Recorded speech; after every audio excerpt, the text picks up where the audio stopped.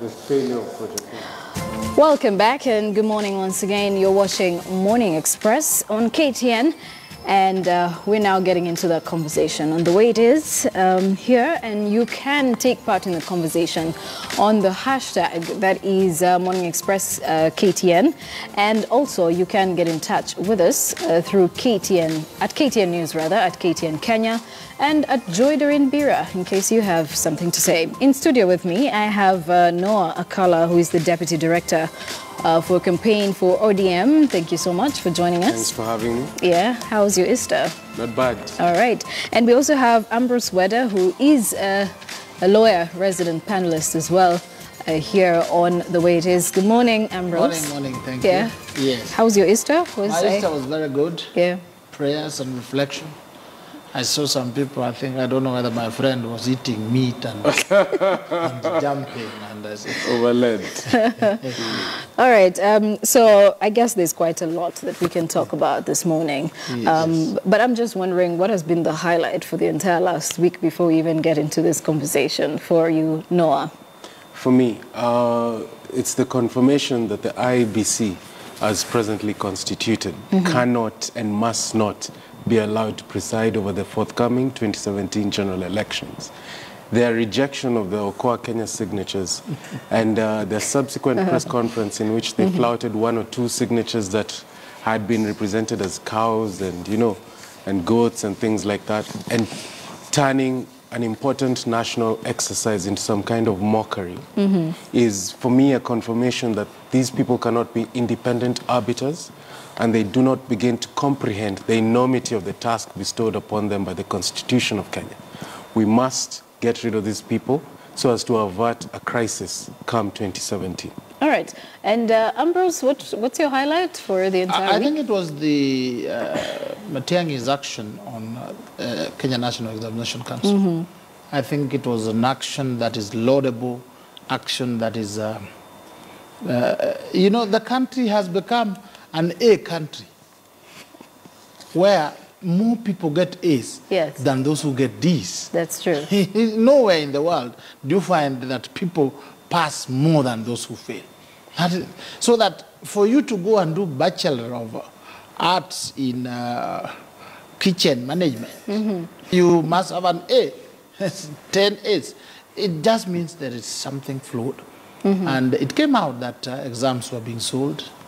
People are minting money, and he's taken the first steps. But I hope even with the coming symposium on curriculum, we are going to overhaul so that we do not have people who are trained to regurgitate things, cram things. Vasco da Gama came and they went to the Cape of Good Hope in 1614, and once you get that, then you are somebody.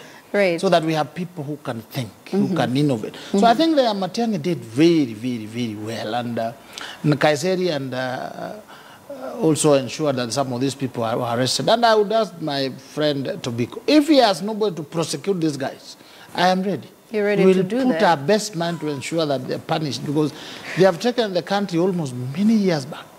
Today, you find one school of 400 students, candidates, 300 have A's, and then 85 have A minuses, and then the remaining 3 have a B plus. Surely, which exam is that?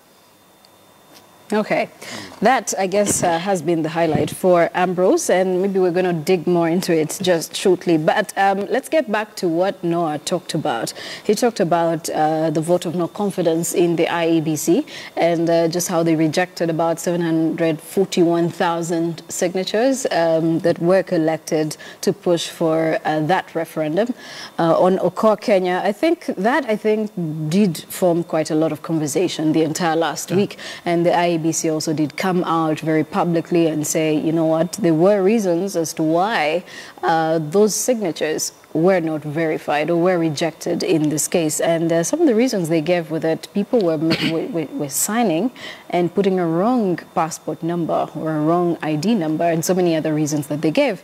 But Noah, what would you say in regard to the fact that at some point when Kenyans were being given the option of whether or not they had confidence in the IEBC. I think last week when we hosted Patrick Gadara and a number of other panelists on Thursday, they did mention that at one point the ODM and actually Member of Parliament Kaluma did mention that at one point the ODM didn't have a problem with the IEBC, you know, and now it just so happens that when they say no, when the IEBC is not in agreement with them, then the IEBC should be disbanded. When there is anything that goes the way of the ODM or CORD in this case, and then that's when it sort of appears that the IEBC can actually handle elections. So is there double standards here that we're looking at? Let me just clarify something for you. The official spokesperson and the person whose word is the final word on matters to do with ODM and CORD is the Right Honorable Raila Odinga. Yes. And his position has been consistent and clear since 2013, since the ill-fated elections of March 4th, 2013. The only time that the Orange Democratic Movement and the Coalition for Reforms and Democracy has been in consistent support of the IEBC was pre-election, when we were laying the grounds for what we felt and what we believed would be a free and fair process. However, since then, our concerns about the integrity and the ability of this commission to conduct its mandate have been proven to be unfounded. This has come about as a result of the emerging allegations regarding Chicken Gate, in which Smith and Usman directors in the UK have already been found culpable, prosecuted, convicted, and are now serving jail sentences for the issuance of bribes to high-ranking individuals in the present commission, who right now sit pretty, issue press conferences, have not been held to account, and have yet been found complicit in corruption scandals that involve other people in other parts of the country.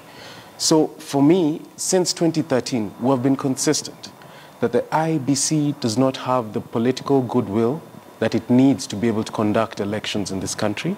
It does not have the integrity and the character in its leadership to be able to conduct a credible and fair process in the forthcoming 2017 general election. All right. Okay, Ambrose, I would like to hear your thoughts on what Noah is saying. I think ever since Honorable Raila Odinga lost the 2013 elections, he went on the offensive against institutions. First of all, it was IEBC. Then he went against Mutunga. Everybody. But there comes a time in life that you look internal, you look inside. One thing which is clear is that the ODM and the CORD Brigade are incapable of any form of organization. They try to do their own elections. We saw it as Kasarani. It went bonkers. Every other time they tried to do something, it went bonkers. Collecting 1 million signatures is not a walk in the park. It's not a joke. It's not a rally. It basically means that you collect 1,000 signatures in 1,000 polling stations. That is a day-to-day work with supervisors, especially most polling stations in the rural areas have 200 or 300 registered. So it would have been work, massive work that you see. Kenya would see it moving, people moving and collecting signatures. These ones were a few people going in some funerals and then collecting, and then they make so much noise. So the result is they made a joke of all this. And the fact that it took them so long to collect actually showed they had difficulties. The process of verification of signatures, first, we don't have a signature bank. So what did IEBC do? IEBC simply took the names and the ID numbers or passport numbers, entered them into the computer. Once all this were entered and verified, they matched them against the existing voter lists, registration. And computer doesn't lie. A color here, a color there. It shows when a color's name was entered 4 times, they say this one is 4 times. When a color's brother's name does not exist, they say these names are not in our register. That is exactly what happened. And that is why CORD is not asking IEBC to show Kenyans the formula used. They say, show us, what did you use to determine this? They know it is bad. Some of them had all the time. What time do you have to draw a goat or a pig in a signature? To say something. So at the end of the day, fault IEBC on many things. But on this signature thing, God should say we failed, we did the wrong thing, we were unable, we were disorganized, and sorry, we can restart. But otherwise, IEBC, we are tired of this projo all the time, IEBC. This one they did correct. No, what options are you exploring right now? Wait first. Let's talk about the signature verification process because it goes to the integrity and the core of the IEBC. Right. The first question we need to ask ourselves is that the Coalition for Reforms and Democracy and other players in Okoa, Kenya were requested to send observers 2 weeks into the verification process after they had already covered about 400,000 signatures. And it was the feeling of the coalition and indeed the wider Okoa Kenya movement that if at that point we were to send observers, it would be a sanitization of what had been done for the previous 400,000 signatures. If the IEBC was truly keen and fair in the conduct of its mandate, it should have invited all stakeholders to observe the exercise from the beginning all the way to the end, not when they're halfway through. Let's move on to the next point.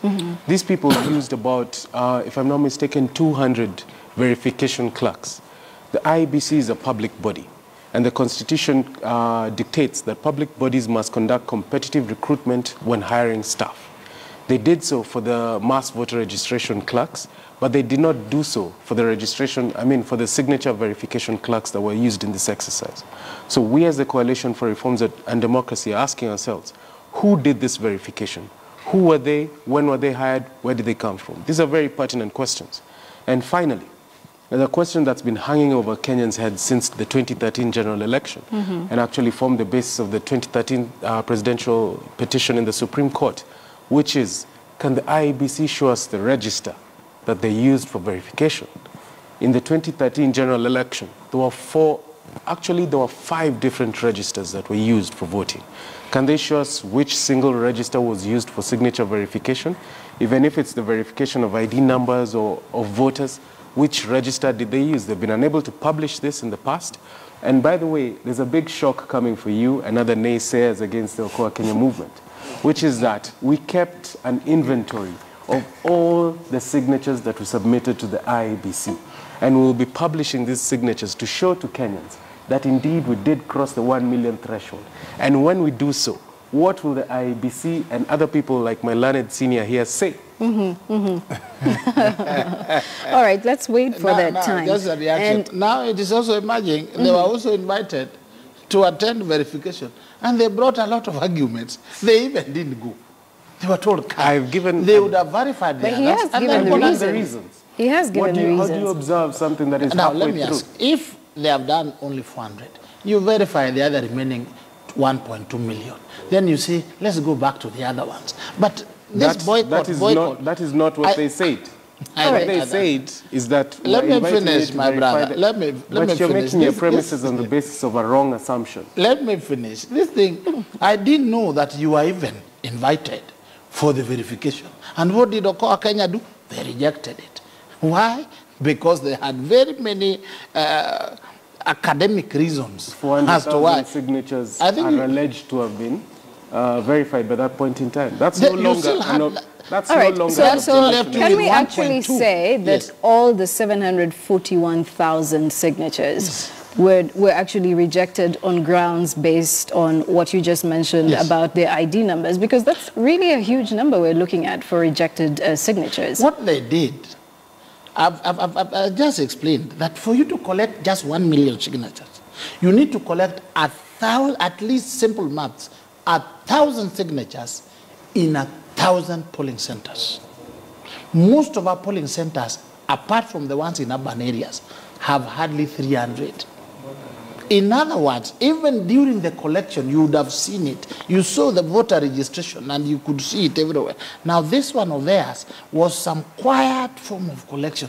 They didn't know that IEBC would actually go signature for signature. What they forgot is that one of your agenda is to disband IEBC. So you had to be careful.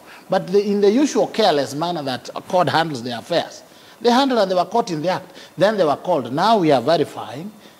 Please come. Come and see what halfway through. even if it was halfway halfway through. you reject it. All right, so let's put this matter to Yes. rest. What are the options that you're exploring besides publishing all the signatures for everybody to see that, you know what, you actually did qualify for the 1 million signatures? What other options are you exploring? You know, what's